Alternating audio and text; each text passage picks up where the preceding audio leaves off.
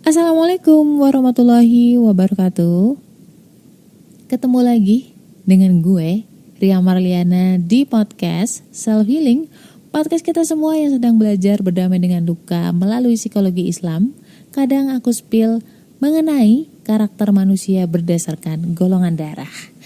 Buat kalian yang dapat THR banyak tapi sekaligus sedih ya karena harus dikumpulin buat bayar utang. So kali ini mungkin cocok buat lo.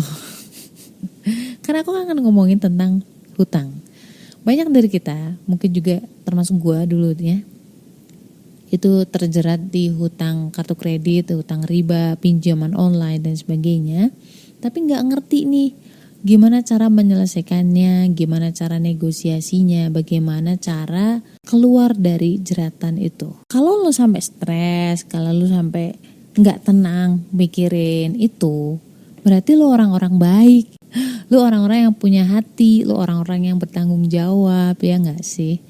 Karena ada lo orang-orang yang berhutang tapi mereka udah niat untuk nggak mau bayar hutang nantinya, dan orang-orang seperti itulah yang sebenarnya diancam oleh Allah dan Rasulnya Shallallahu Alaihi Wasallam, bahwa orang-orang seperti inilah yang ketika nanti meninggal akan sulit di sana. Jadi lu jangan takut, lu jangan khawatir bahwa nanti gue ninggal tapi masih ninggalin hutang gimana ya. Mulai menyalahkan diri sendiri, menyalahkan orang lain, menyalahkan keadaan. Karena kondisi kamu saat ini yang mungkin lagi diteror oleh debt collector. Di tengah kesibukan gue yang kayak gini nih, ada satu aplikasi yang buat gue tuh ngebantu banget healing gue. Enak banget, namanya Anchor.fm. Lo bisa download di App Store, download di Play Store, dan itu gratis, free ya. Maka awalnya aduh kacau balau gitu kan, banyak yang salah ngomong lah apalah. Tapi tenang, karena di Anchor itu lo bisa ngedit sesukanya. Tinggal lo publish aja, bahkan lo bisa schedulein publishmu episode kamu. Misalkan kayak aku rekaman di hari Rebo, aku bisa jadwalin itu untuk terpublish di hari Sabtu kayak sekarang ini. Dan yang paling enak adalah konten-konten kamu bisa dinikmati di Spotify dan juga banyak aplikasi distribusi podcast yang lain.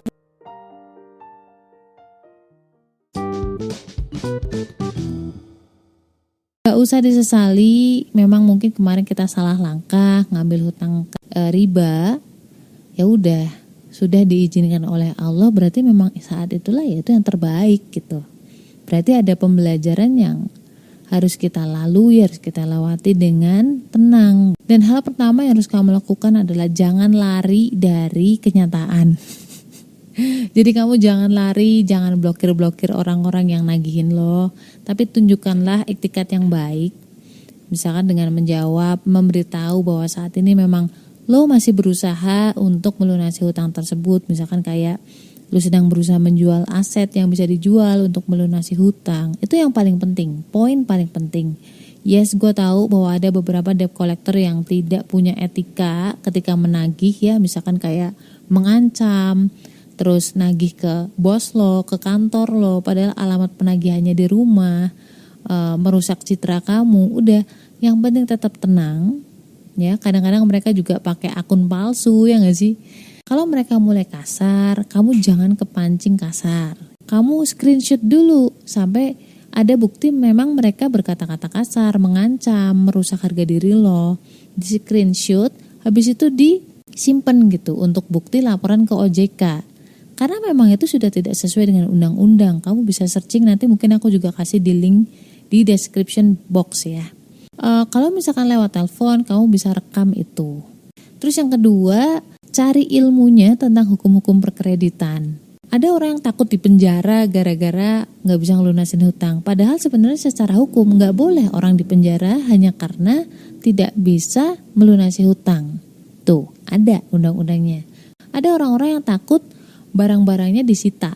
Padahal sebenarnya jaminan kredit itu tidak boleh diambil paksa oleh pemberi pinjaman, maksudnya tanpa melalui putusan pengadilan. Jadi kalau misalkan lu punya motor ya, motor utang gitu kan, motor di leasing, tiba-tiba di tengah jalan kamu dipaksa turun, motormu dibawa orang, dia ngaku-ngaku sebagai debt collector, itu nggak boleh.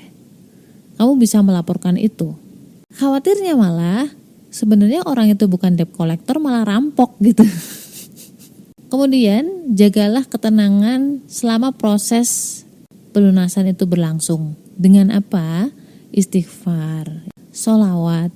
Kemudian yang ketiga adalah lu tahu jalan keluarnya di mana, ya. Jalan keluarnya adalah dengan takwa. Apapun coba tingkatin ibadah, mulailah dari sholat tepat waktu. Pegangan gue waktu itu adalah At-Tolak ayat 2-3, barang siapa bertakwa kepada Allah, Allah akan cukupkan kebutuhannya dan akan berikan jalan keluar dari pintu yang gak disangka-sangka. Karena apa? Lu boleh berencana, oh aku punya rencana ini nih, setahun ke depan aku nabung segini nih, nanti akan lunas tanggal segini. Kita berencana tapi Allah yang akan mengizinkan. Jadi kamu mau jungkir balik kayak apa? Kalau Allah bilang belum saatnya, ya belum akan lunas. Tapi kalau misalkan kamu biasa saja, kerja sewajarnya, yang penting sholat tepat waktu dijaga, fisik dijaga, kamunya sehat, gak masuk rumah sakit ya kan, gak stres, gak buang-buang duit juga jadinya, itu saatnya lunas ya lunas gitu. Banyak kejadian yang di luar nalar gitu.